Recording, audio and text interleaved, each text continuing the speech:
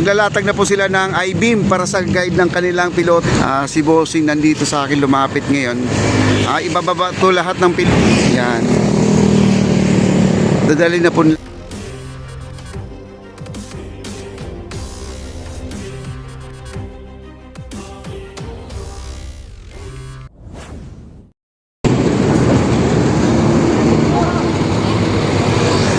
Ayan po, at sila po ay mag-ano ngayon, magtatrabaho sila. At ito po yung mga pilotin nandito pala.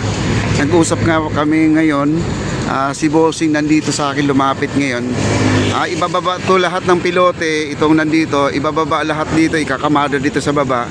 Tapos, ngayong gabi baka maglalatag na po sila ng guide para sa kanilang guide, yung I-beam, no? Ilalagay dito na. Tapos itong barge na nandito, aalis na rin siya. Kasi ididiskarga lahat ng mga pilote, no? Ididiskarga na po niya to. Bali aalis na tong tugboat at saka yung ating barge. Then baka mamayang gabi at maglalagay na po sila ng pag na-diskarga na po itong mga pilote. Ayan o. Ayan ang ating mga gwapong ayan o, mga kumakaway-kaway po. Ayan. At magdidiskarga sila ngayon. Ito, kailangan makaalis na po sila ngayong araw na to kasi baka mamayang gabi mag-overtime sila o ano man, maglalatag na po sila ng hello sir, maglalatag na po sila ng I-beam para sa guide ng kanilang pilote sa pagbabaon para hindi po tumatabingi ang pagbabaon ng pilote sa ilalim ng putik, tubig. Ayan.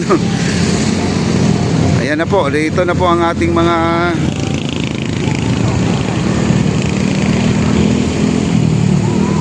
ating operator. Dalawa po ang operator natin na ito matagal na tong operator guys. Ito guys, si Master. Ayan si Master yan, magagaling yan. Siya po ang operator, siya po lahat nagbabaon ng pilote dito sa Phase 1C, Maestranza at saka Port Santiago. Ito yon. Yung naka-blue na yan, siya po yan. At ikakamada po nila dyan sa tinutungtungan. Ayan po si Bossing, ayan po. Ayan.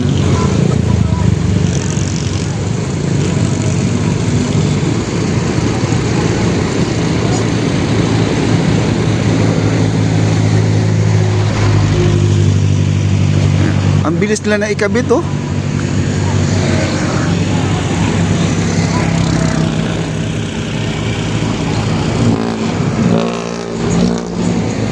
Ayan, bababa na tong ang ating operator.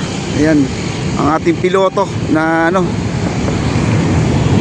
sa bagay dito naman tayo everyday at makikita po natin yung trabaho nila dito, pati yung piloto na itong operator natin ay laging siya ang gumagamit dyan. Ayan na, pinag-uusapan pa nila guys kung saan banda ilalagay yung pilote, no? Kasi pa to, nasa 50 pa to guys. Tingnan, bilangin natin. 2, 4, 6, 8, 10, 12, 14, 16, 18, 20, 22, 24, 26, 28, 30, 32, 34, 36, 38, 40. Nasa 42. Ito ibababa po nila dito.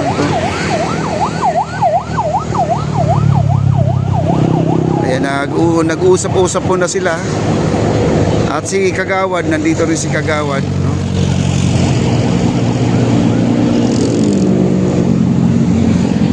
Ano sir? Anong oras kayo magbaba? Mamaya?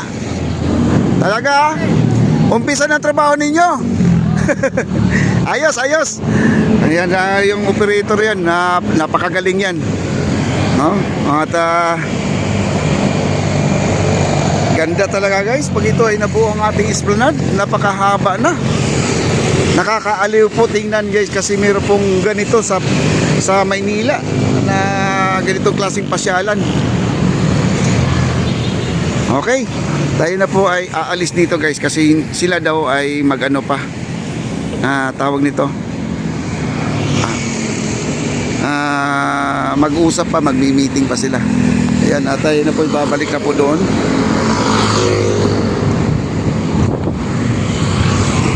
dito na po tayo. Balik tayo dito guys. At salamat po sa mga nag-like and share and subscribe po dito sa ating channel. Maraming salamat po sa lahat. Ayan, at pag tumawid ka po dito ay talaga siguraduhin mo na wala pong sasakyan, no?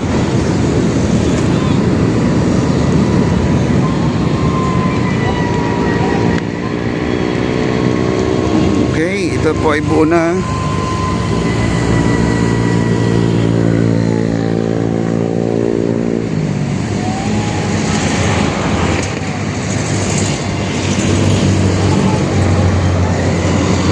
Wala na yung bars dito, natanggal na. Oh. Kita nyo guys, nandun na po siya sa kabila.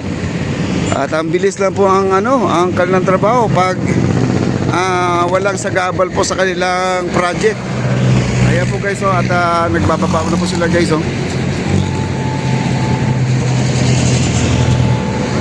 Yun po yung mga I-beam na gagamitin na guide. Yun ang sinabi ni Sir ngayon na hakutin na papunta sa kabila.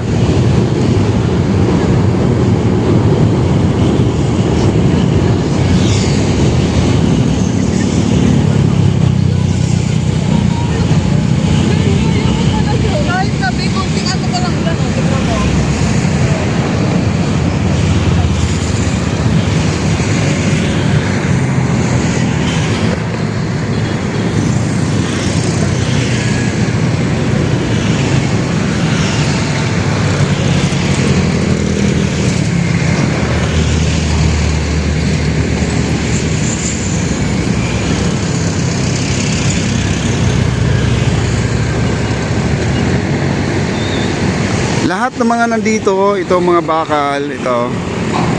Yan.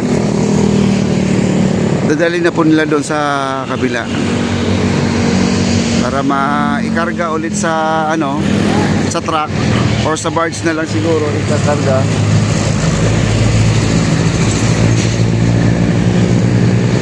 Para mabilis na lang po. Kumbaga madiskarga mo yung mga pilote doon sa kabila, madiskarga na, tapos babalikan to nandito, ikakarga ulit yung mga I-beam, hahakutin lahat to. Ito, kasi alam ko guys, mayroon pang I-beam dapat matitira dito para sa paglalagay ng pilote din dito guys, no? Magkakaroon pa rin dito ng kasi ayan yun, no? Ang dami pang pilote nandyan, no?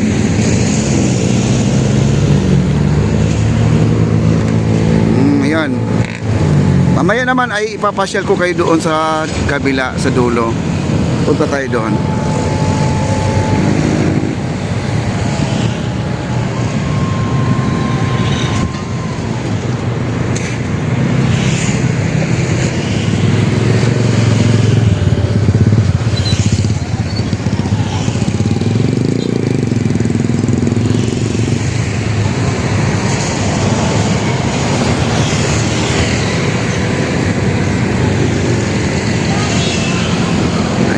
May nagwi-welding pa pala dyan, oh.